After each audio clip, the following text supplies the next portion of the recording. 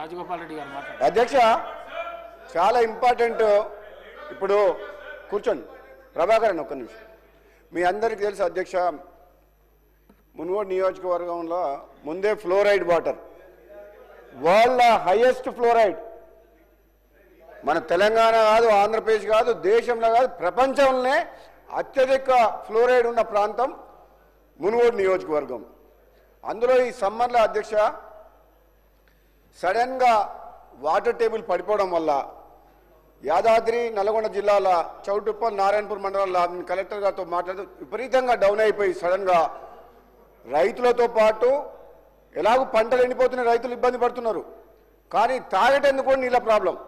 అయితే అప్పుడు మనం గత ప్రభుత్వంలో ఎంతో ప్రతిష్టాత్మకంగా ఇంటింటికి నల్లా అని చెప్పి మిషన్ భగీరథ పథకం తీసుకొచ్చారు, 50,000 కోట్ల అప్పు తీసుకొచ్చి.